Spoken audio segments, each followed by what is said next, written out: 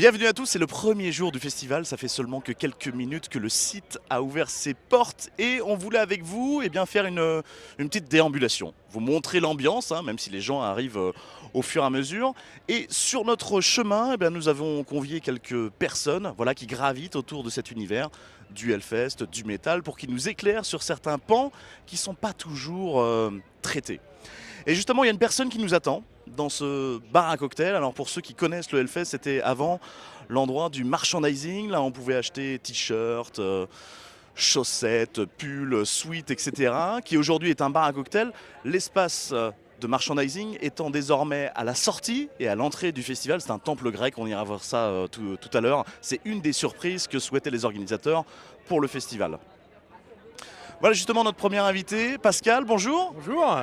Alors Pascal, tu as été organisateur de concerts, etc. Mais tu as créé quelque chose cette année qui, je trouve, est assez intéressant. Est-ce que tu peux nous dire 2-3 mots sur la Fédération des musiques métalliques ? On a créé la première fédération des musiques métalliques, c'est-à-dire effectivement le premier organisme censé porter la parole de la filière, pour défendre la filière auprès des institutions, des médias, du grand public, et puis aider principalement les acteurs du métal à mieux se développer et à se professionnaliser. Et pourquoi ? C'est paraît une question très naïve, mais pourquoi on peut imaginer parfois, c'est ce qu'on entend, que le milieu du métal se suffit à lui-même ou qu'il s'est justement structuré dans l'ombre ? Pourquoi il y a besoin de les aider ? Effectivement, ils ont toujours été dans cette logique de do it yourself, mais on s'est aperçu, notamment le Covid a eu cet effet-là de montrer qu'il y avait des limites à ce modèle-là. Et donc on a eu envie de les aider dans l'accompagnement professionnel parce qu'on s'est aperçu qu'ils n'étaient finalement pas si structurés que ça, qu'ils avaient besoin d'aide aussi de la part des institutionnels et qu'il fallait absolument qu'eux aussi, comme n'importe quel autre genre musical, se réinscrivent dans l'économie de la musique et des musiques actuelles. Et donc on leur explique à quoi sert la SACEM, à quoi sert l'ADAMI, à quoi sert le CNM et donc tous ces institutionnels-là qui pouvaient leur servir aussi dans leur développement de carrière. C'est presque quoi ? Presque un centre de formation, c'est ça ? Alors il y aura une partie effectivement accompagnement professionnel, formation. On n'est pas centre de formation, on a vocation à aider, en tout cas à accompagner le développement professionnel via des organismes de formation agréés avec lesquels on va collaborer. Nous on aura une démarche aussi de lobbying, de démonstration on va dire de l'existence du métal et de sa force. On va avec de la data, avec de la conférence, avec des interventions publiques. Voilà, donc il y a un vrai rôle un peu politique dans la fédération pour dire on est là, on pèse. Et arrêter de nous négliger et penser à nous. Oui, tu parlais de data parce que vous avez été les premiers à fournir une étude, c'est ça, sur le métal. Jamais ça n'avait été fait, c'est ça ? Il y a eu quelques travaux effectivement universitaires, etc. Il y a des gens comme Corentin Charbonnier ou Jérôme Guibert qui travaillent depuis longtemps sur le sujet, mais il n'y avait pas eu de travail de fond avec les institutionnels, encore une fois, sur ce sujet-là. Et d'ailleurs, la SACEM avait très peu de données parce que c'était assez nouveau pour eux, ils avaient envie d'y aller.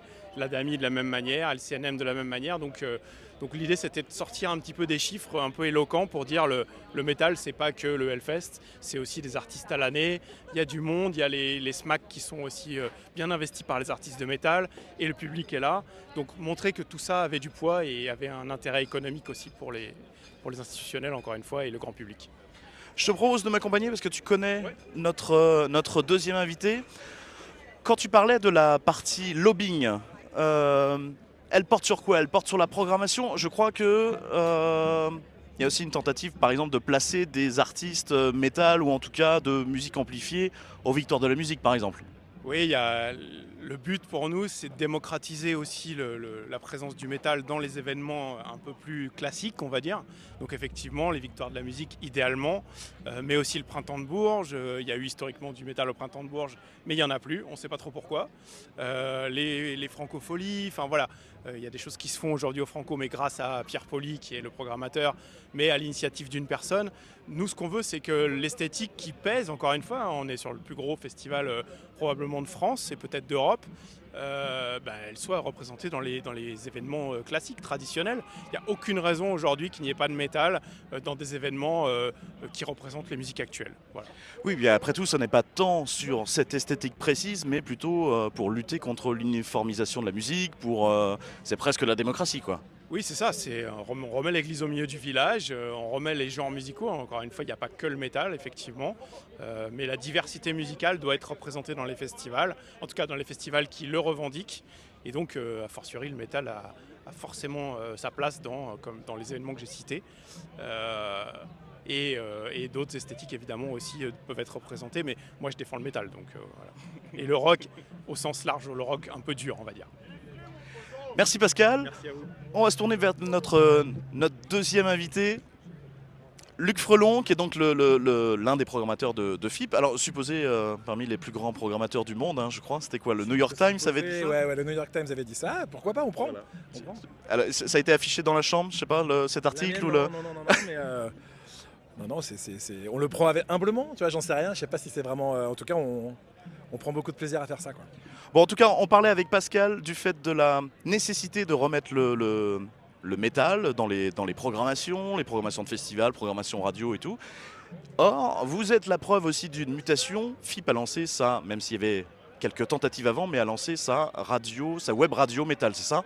Exactement, ça va faire 1 an en septembre.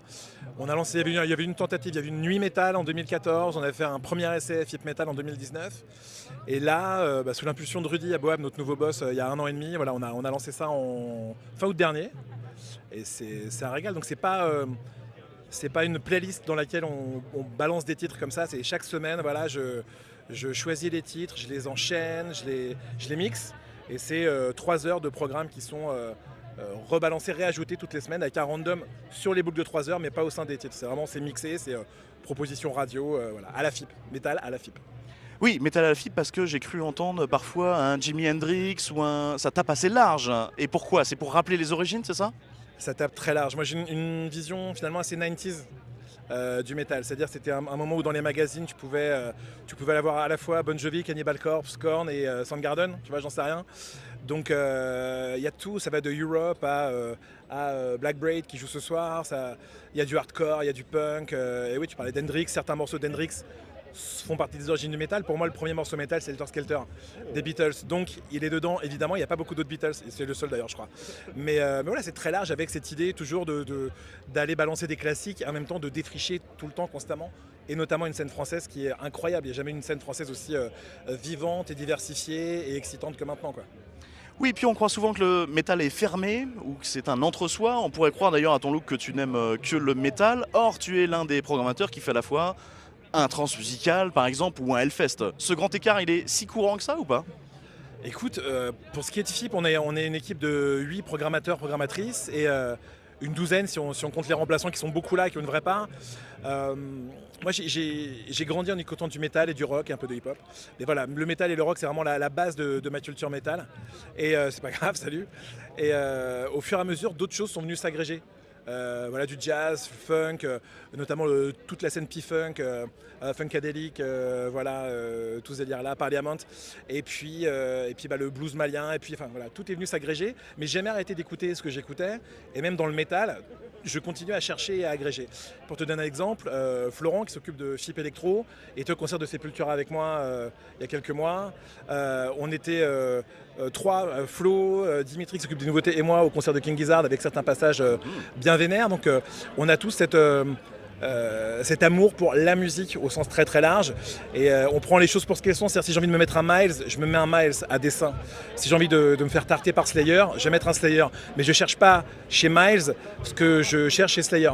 Oui. Et c'est valable pour nous tous, je pense, dans l'équipe de FIP. Ouais. Et on pourrait conclure là-dessus, est-ce que le métal n'est pas le genre qui s'est le plus brassé, le plus mélangé aux autres genres justement? Tous les genres ont fusionné. Maintenant, je pense que rien que sur le Hellfest, il y a 6 scènes sur le Hellfest. Alors, les 2 main stage, c'est un peu particulier, avec une thématisation un peu chaque jour. Mais entre la Valette, Stoner, Doom, Sludge, le punk et le hardcore plutôt sur la Warzone, Black, Death, Thrash, pardon. Il y a le H, on l'oublie souvent.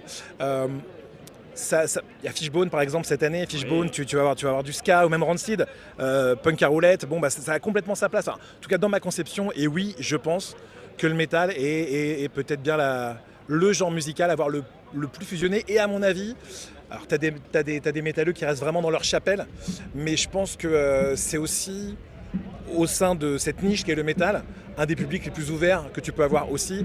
Et je prends l'exemple de Philippe Metal où je vais dans tous les sens. Il y a des gens qui n'aiment pas le stoner qui vont dire il y a quand même vachement de stoner, et à l'inverse, des mecs qui n'aiment pas la fusion vont dire il y a vachement de fusion, mais c'est un équilibre et globalement le retour c'est putain c'est charmé, ça va dans tous les sens, dans toutes les esthétiques et comme tu dis ouais ça a fusionné méchamment, c'est très très large et j'ai l'impression que ça continue encore. Ok.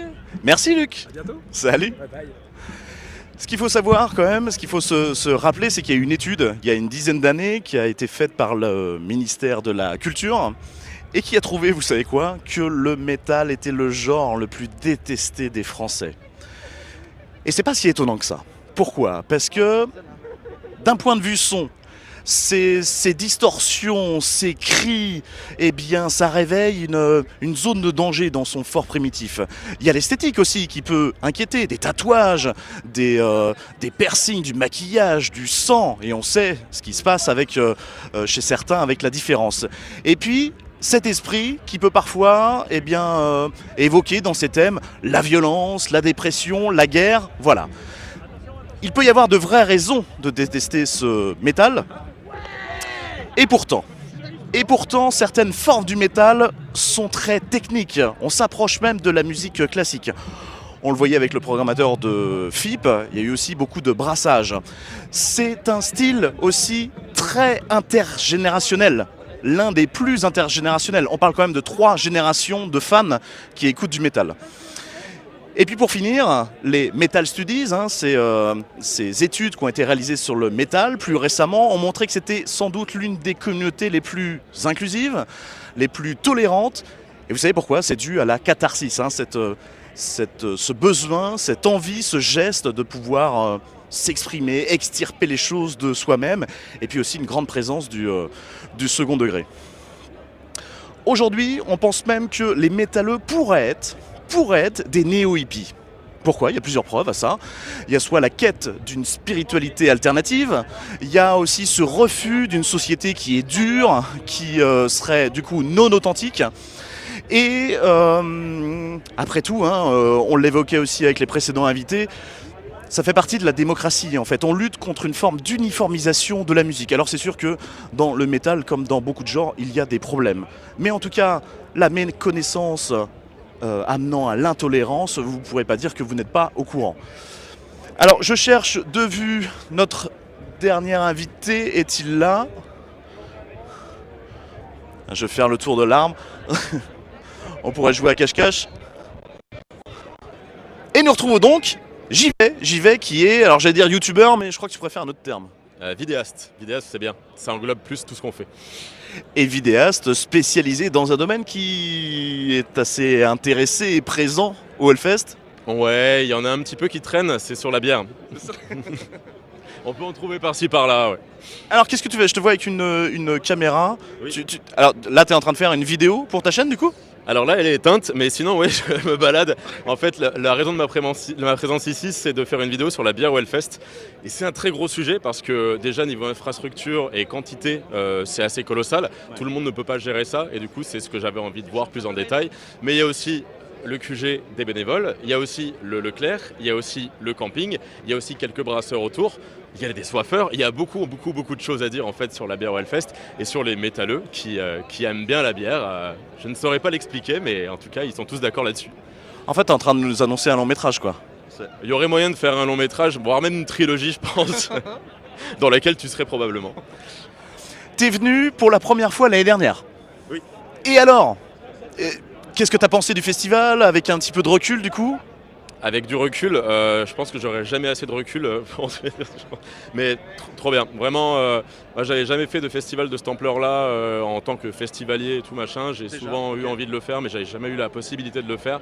Et là vraiment, c'était la grosse claque dans la gueule. Et le fait de pouvoir remplir son quota de groupe que tu as vu sur l'année ou pour les 10 ans à venir, c'est ça, voilà. Puis même, il y a une ambiance, il y a une sorte de fraternité en fait ici que tu ne retrouves pas forcément ailleurs.